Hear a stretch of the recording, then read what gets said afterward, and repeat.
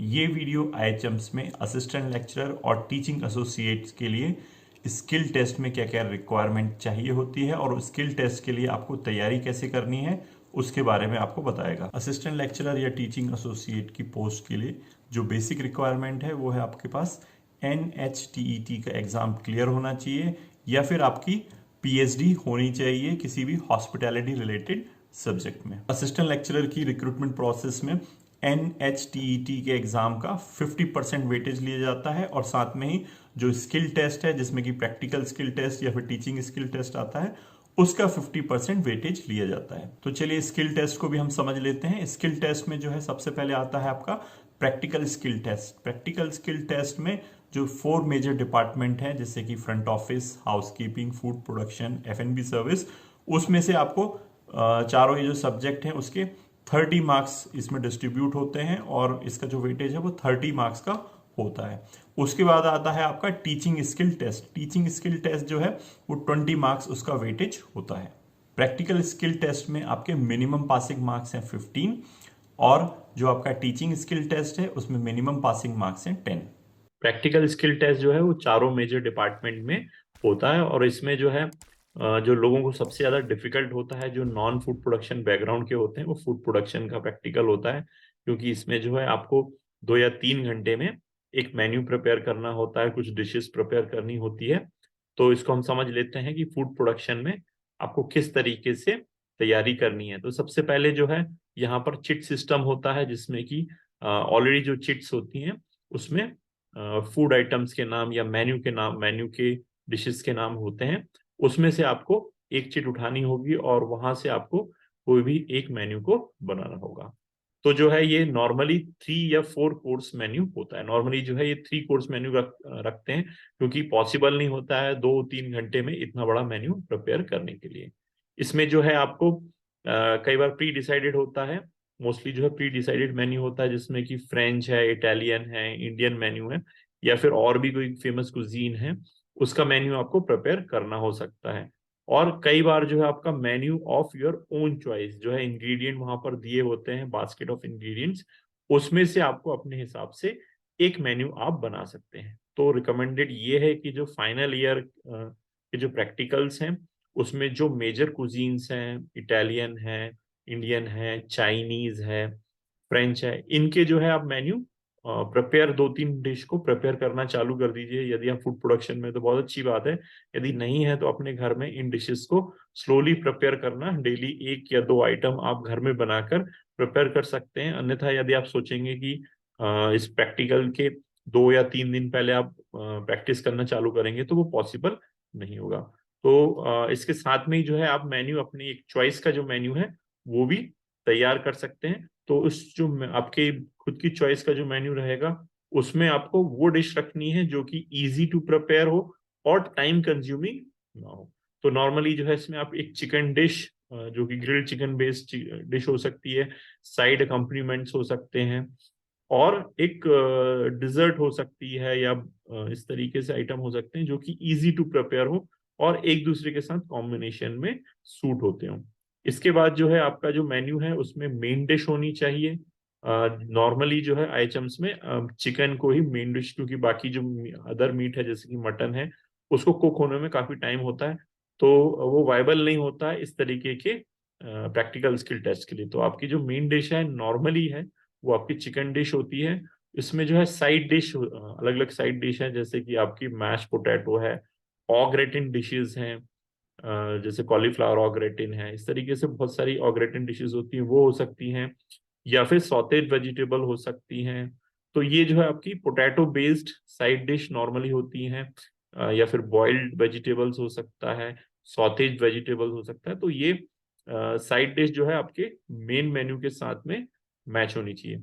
उसके साथ में आपको डिजर्ट है तो जो मैं रिकमेंड करता हूँ वो क्रीम कैरामल है, क्योंकि ये बहुत जल्दी बन जाती है, इजी टू मेक है। बस इसमें ध्यान रखना है कि ये इसका शेप नहीं बिगड़ना चाहिए, तो इसके आपको घर में काफी अच्छे से प्रैक्टिस करनी चाहिए। यूट्यूब में बहुत सारी वीडियोस उपलब्ध है जहां से कि आप क्रीम कैरामल बनाना सीख सकते हैं, क्योंकि बाकी अगर आप डिजर्ट बनाने जाएंगे तो काफी रिस्की भी होती हैं और उसमें काफी टाइम कंज्यूमिंग होती है, तो वो आप अपना टाइम यहाँ पर बचा सकते हैं। इसके बाद जो है कई जगह जो है, कई आइटम्स में आपको या कई सिचुएशन में आपको ब्रेड रोल्स या केक बनाने के लिए दिया जा सकता है। तो ब्रेड रोल्स की भी आपको प्रैक्टिस करनी चाहिए इंडस्ट्रियल लेवल पे, कैसे बनती है, मतलब आइटम्स में कैसे बनती है। घर में जो है नॉर्मली अगर हमारे पास ओटीजी होता है या अवन होता है तो उसमें हमारे पास प्रूवर नहीं होता है। तो आप प्रूवर के साथ में कैसे बनाया जाता है ब्रेड को, ब्रेड रोल्स को, अलग अलग ब्रेड रोल्स की प्रैक्टिस करना चाहिए रोज आपको, क्योंकि ये इजीली आप एक हफ्ते में या 2 हफ्ते में इसको सीख नहीं सकते। कॉन्टिन्यूसली प्रैक्टिस करने की इसमें जरूरत होती है, क्योंकि ब्रेड रोल्स को किस तरीके से डो को नीट करना है, किस तरीके से इसको रोल करना है, वो काफी डिफिकल्ट टास्क होता है, इमीडिएटली नहीं हो पाता है। केक मेकिंग भी है, आप 2-3 तरीके के जो बेसिक केक्स हैं उसकी आप प्रिपरेशन करके रेडी रख सकते हैं। इसके बाद में जो है आपकी जो यूनिफॉर्म है वो काफी नीट एंड क्लीन होना चाहिए, प्रॉपर किट होना चाहिए, पूरी आपको पास यूनिफॉर्म होनी चाहिए। मतलब ऐसा नहीं है कि आप सिर्फ शेफ कोट पहन के चले गए, एप्रन नहीं पहना है या एप्रन पहन लिया किसी भी शर्ट के ऊपर। प्रॉपर जो आप अपने फाइनल या प्रैक्टिकल में जिस तरीके की ग्रूमिंग में रहते थे, जिस तरीके के आप यूनिफॉर्म में रहते थे, प्रॉपर नाइफ किट है, उसमें नाइफ है, पीलर है, जितने भी इक्विपमेंट्स है फूड प्रोडक्शन के, वो आपके पास होना चाहिए। And you should look very crisp. Food production में जो है आपको बहुत क्रिस्प दिखना चाहिए। और जब आप खाना बना रहे हैं तो जो आपका एरिया है वो काफी टाइडी होना चाहिए, नीट एंड क्लीन होना चाहिए, किसी भी तरीके की गंदगी वो आपके स्टेशन पर नहीं होना चाहिए। इसके भी आपके मार्क्स नोटिस किए जाते हैं। और यदि आपको वीडियो पसंद आ रही है तो इस वीडियो को लाइक करिए और चैनल को सब्सक्राइब करिए। और यहाँ पर जो सबसे इंपॉर्टेंट चीज है, जो सबसे पहले मेंशन मुझे करनी चाहिए थी, वो है आपकी गार्निशिंग या प्लेटिंग। तो जो आपकी गार्निशिंग या प्लेटिंग है वो सबसे पहले आपके दिमाग में रेडी होनी चाहिए। इवन प्रैक्टिकल करने से पहले ही आप जो है घर पे अपने या फिर आप जब प्रैक्टिस कर रहे हैं उस समय ही आपको प्लान कर लेना है कि कौन सी चीज आप कहाँ प्लेस करेंगे। इसके लिए जो है आप घर में ही आप इसका एक रफ स्केच बना सकते हैं कि कौन से एंगल पे कौन सी डिश को आप प्लेस करेंगे। तो जो प्लेटिंग की टेक्निक है, आप बहुत सारे यूट्यूब में वीडियो उपलब्ध हैं, वहां से देख सकते हैं, बुक्स से आप देख सकते हैं कि कैसे किस मेन कोर्स को कहाँ पे प्लेस किया जाता है, साइड डिशेस को कहाँ पे प्लेस किया जाता है, और कैसे आप गार्निशिंग या प्लेटिंग अच्छे तरीके से कर सकते हैं एक प्रेजेंटेबल तरीके से। तो ये बहुत ही इंपॉर्टेंट चीज है, आपके प्रैक्टिकल में भी इसके मार्क्स हो सकते हैं। तो फूड एंड बेवरेज सर्विस को भी समझते हैं कि इसमें किस तरीके से आपका प्रैक्टिकल स्किल टेस्ट हो सकता है।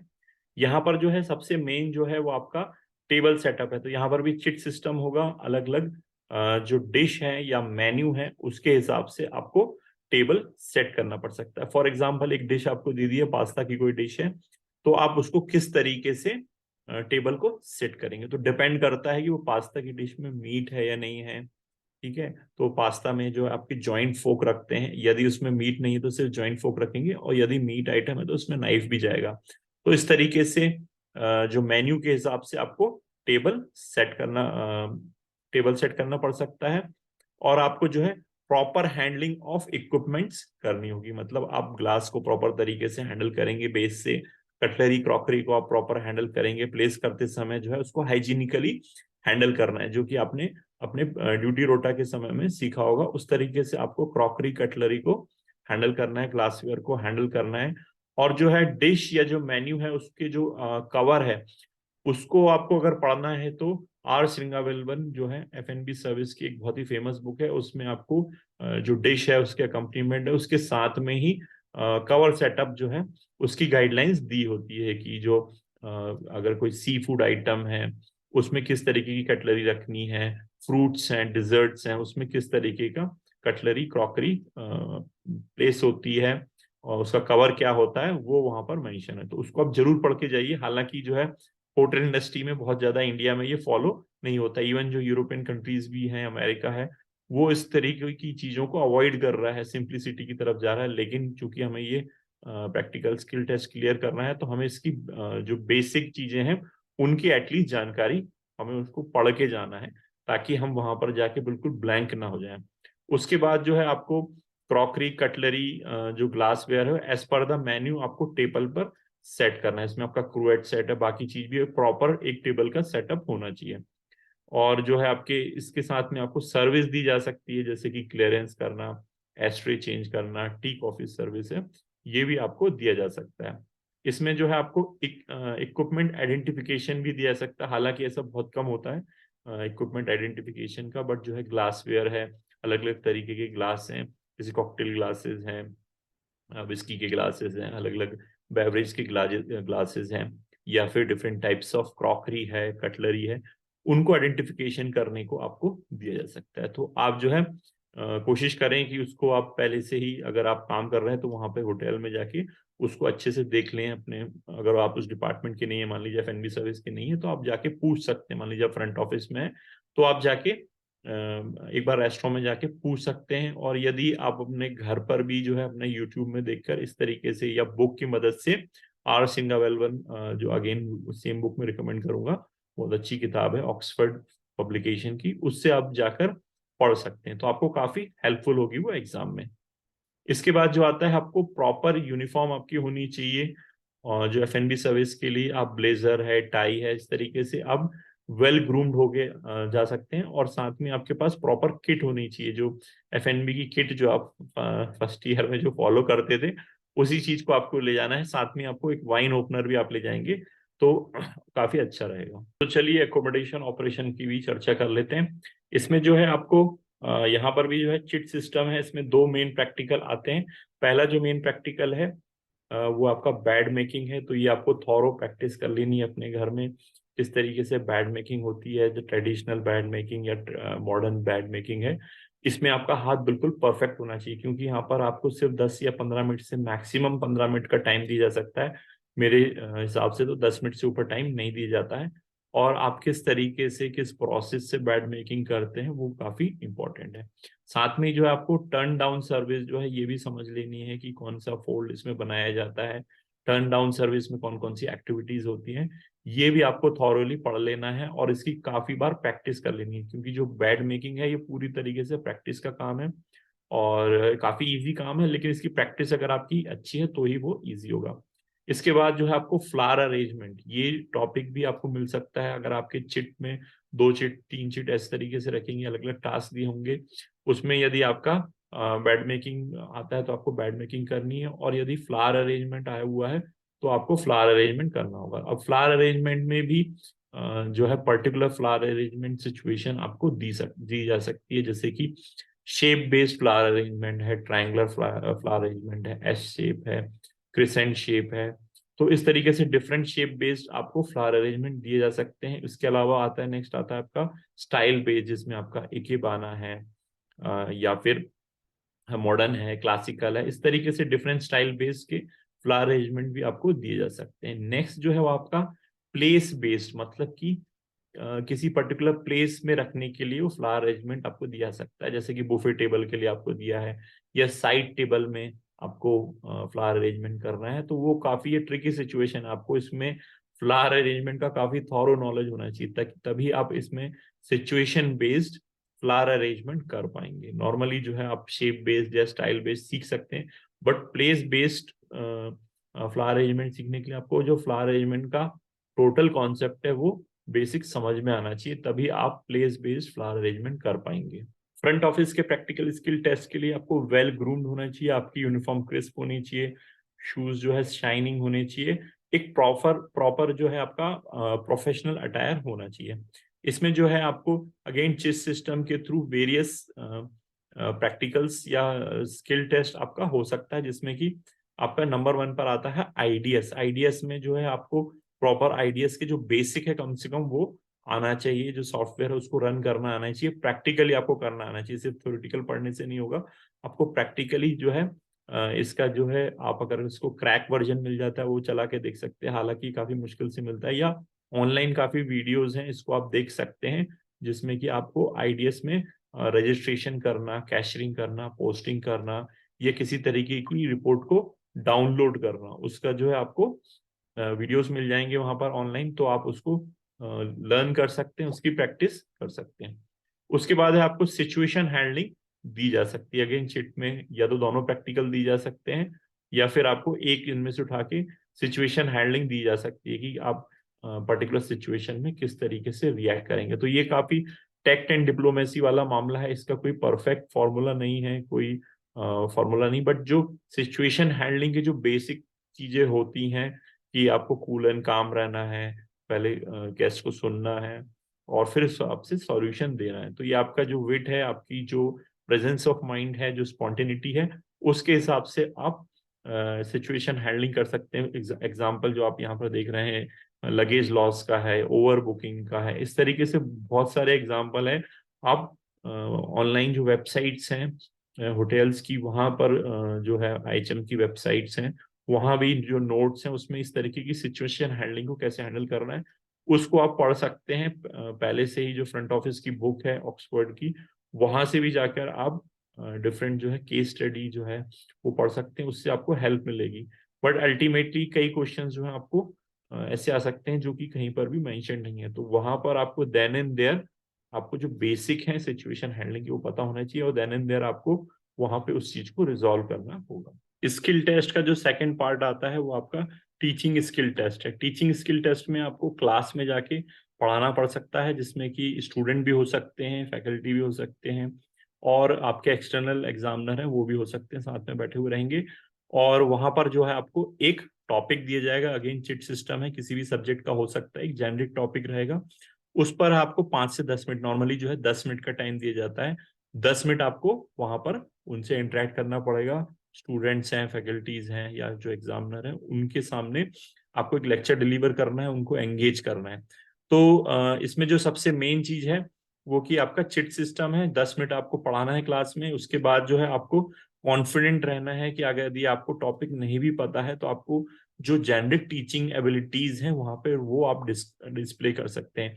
फॉर एग्जाम्पल आपको जो है, आपने आपका जो मेन एरिया है वो F&B सर्विस है, और आपको जो है जो चिट निकली है वो फ्रंट ऑफिस की निकली हुई है, फ्रंट ऑफिस का कोई सब्जेक्ट है, नाइट ऑडिटिंग है। तो आप जो है यदि आपको टॉपिक नहीं भी आता है, तो अगर आपको क्लास को एंगेज करना आता है तो आप वहां पर जाके पहले क्लास को एंगेज कर सकते हैं कि आज का टॉपिक ये है, और आप कितने लोग जो हैं उन्होंने नाइट ऑडिटिंग वर्ड सुना है, या नाइट ऑडिटिंग क्या होता है, तो वो सेम क्वेश्चन आप उनसे पूछ सकते हैं। ठीक है, तो इस तरीके से आपको घबराना नहीं है। और इसमें एक और चीज है इंपॉर्टेंट, वो आप चिट को जो है चेंज करने के लिए भी पूछ सकते हैं। यदि आपने कोई चिट निकाली और वो सब्जेक्ट से आप अनकंफर्टेबल हैं, तो आप दूसरी जो चिट है उसके निकालने के लिए पूछ सकते हैं। इसमें मतलब बहुत बड़ा कोई क्राइम नहीं होगा। मतलब मुझे नहीं लगता कि कोई इस चीज के लिए मना करेगा। उसके बाद जो है जो लेक्चर है उसको देते समय जो है आपको सबसे पहले जो है अटेंशन क्रिएट करना है। अटेंशन क्रिएट करना जो टीचिंग में जो सबसे मेन चीज होती है, वो स्टूडेंट्स का या जो वहाँ पे बैठे हुए लोग हैं, पार्टिसिपेंट है, उनका अटेंशन गैदर करना है। तो जो 21st सेंचुरी है उसकी सबसे बड़ी समस्या है लैक ऑफ अटेंशन। और आफ्टर कोविड जो डिफरेंट सोशल मीडिया प्लेटफॉर्म है, वहां पर जो है अटेंशन उसकी उनकी वजह से जो है अटेंशन की काफी कमी हो गई स्टूडेंट में। तो यहाँ पर आपको अटेंशन क्रिएट करना है, कोई इस तरीके से आपको एक फैक्ट देना है, या इस तरीके से लेक्चर को स्टार्ट करना है जहां पर कि आप सभी का अटेंशन क्रिएट करते हैं। उसके बाद जो है आपको इंटरेस्ट क्रिएट करना है, जो भी आप टॉपिक डिलीवर कर रहे हैं उससे रिलेटेड कोई इंटरेस्टिंग फैक्ट्स या एक स्टोरी आप वहां पर बिल्ड कर सकते हैं। उसके बाद जो है आपको ओवरव्यू देना है कि मैं इस टॉपिक में क्या क्या पढ़ाने वाला हूँ, और उसके बाद आपको टॉपिक को डिलीवर करना है। और उसके बाद जो है आप पांच जो मेन टीचिंग रहेगी वो आपकी 5 मिनट की रहेगी। उसके बाद आप उस टॉपिक को रिवाइज कर सकते हैं कि मैंने ये पढ़ाया है।